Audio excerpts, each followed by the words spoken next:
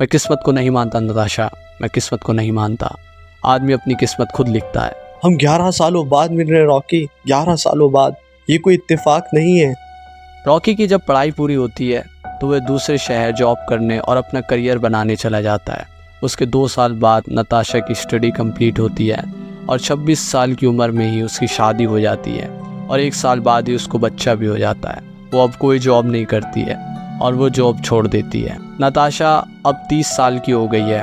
उसकी daily life एक आम जिंदगी की तरह है, जिसमें वो सुबह अपने हस्बैंड के लिए नाश्ता बनाती है, बच्चों को तैयार करती है, स्कूल भेजती है और वही घर की सफाई काम वगैरह। और दिन में थोड़ा वक्त मिल जाता था तो वो सॉन्ग्स वगैरह सुन लेती थी। फिर शाम वगैरह को बच्चों को पार्क ले जाती थी और वही चाय वगैरह बनाना, और जब रात होती थी डिनर करके सो जाना। तो ये नताशा की डेली लाइफ थी। पर उसको एक उदासी सी होती थी, कुछ करने का मन नहीं करता था, कभी कभी लेजीनेस होती थी। ये उसके एक फेस होते थे 2-3 दिनों के, और जैसे जैसे उसकी एज बढ़ती जा रही थी वैसे ये फेजेस और बढ़ते जा रहे थे। और कभी उसका ऐसा मन करता था कि सबको डंडा लेकर पीट डालूं। रोने का मन करता था। उदासी से वो सोचती थी कि मेरे इतने मूड स्विंग क्यों होते हैं। एक बार नताशा पार्क में अकेले बैठी थी। उसने सोचा कि चलो अब खुद को भी वक्त देते हैं, थोड़ी देर अकेले में बैठते हैं। तो वह बैठी हुई सोचती है अपनी जवानी के दिन, अपने कॉलेज के दिन, कि वो भी क्या टाइम था। मैंने कितने बड़े बड़े सपने देखे थे, अब कहाँ, अब तो बच्चे हो गए हैं, अब मैं कहाँ उन सपनों को पूरा कर पाऊंगी, बच्चों को भी तो संभालना है। पर वो फिर भी सोचती है कि क्यों ना अब कुछ अपना करा जाए। मैं जॉब नहीं करूंगी, जॉब में क्या 8-9 घंटे की गुलामी करना 10-20 हज़ार के लिए, नहीं, मैं जॉब नहीं करूंगी। मैं तो अपने स्टार्टअप खोलूंगी। स्टार्टअप, हाँ ये अच्छा रहेगा। और मैंने अपने माँ बाप से वादा करा था कि देखना ये नताशा एक दिन बहुत बड़ा नाम करेगी। पर एकदम से वो सोच में चली जाती है और सोचती है कि क्या ये सब पूरा होगा, और वो यही सोचते हुए रोने लगती है कि क्या मैं ये कर पाऊंगी। तो वो यही उदासी के साथ घर वापस लौट आती है।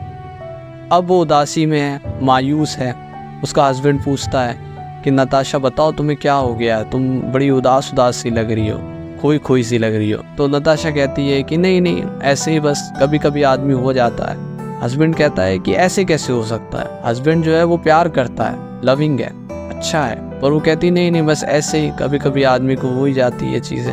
अब नताशा को नींद नहीं आ रही है। सब सो गए हैं, बच्चे सो गए हैं, हस्बैंड सो गया है, सास ससुर सो गए हैं, सब सो गए हैं। उसको नींद नहीं आ रही है। अब उसको 1-2 बजे करीब नींद आती है। अब वो आ गई सपने में, और सपने में वो क्या देख रही है कि मैं एक ऐसे जंगल में हूँ जहाँ पर बर्फ ही बर्फ है, बड़े बड़े पेड़ हैं और बर्फ ही बर्फ है, हर जगह बर्फ ही बर्फ। वो बड़ी अनजान जगह पर आ गई है। तो वो डर के मारे भागती है, चिल्लाती है कि मैं कहाँ आ गई हूँ। भाग रही है, बर्फ ही बर्फ है। और इतने में वो किसी एक बड़ी सी चीज से टकराती है और गिरती है। और जब वो उस चीज को देखती है तो बड़ी हैरान हो जाती है कि ये क्या देखा मैंने, और वो एकदम से उड़ जाती है। और फिर उसको रियलाइज होता है कि ये एक सपना था। पर वो सपने के बारे में सोच रही थी कि मैंने क्या देखा, एक आर ग्लास, ये कैसा सपना हुआ। तो नताशा जो है वो किचन में जाती है, पानी वगैरह पीती है और थोड़ी देर के लिए फोन चेक करती है। तो फोन पर एक मैसेज आया होता है, और वो मैसेज होता है रॉकी का। अब रॉकी का मैसेज देखकर वो बड़ी हैरान होती है और खुश भी होती है, क्योंकि 11 साल बीत चुके थे। एक तो उसे शौक भी है और एक सरप्राइज भी है, और अंदर ही अंदर खुशी भी है कि रॉकी मुझे मैसेज क्यों कर रहा है। तो वो जब रॉकी की प्रोफाइल चेक करती है और जब वो डीपी पर क्लिक करती है तो वो देखकर बिल्कुल हैरान हो जाती है, बिल्कुल हैरान। रॉकी की डीपी पर वो वही आर ग्लास थी जो उसने सपने में देखी थी।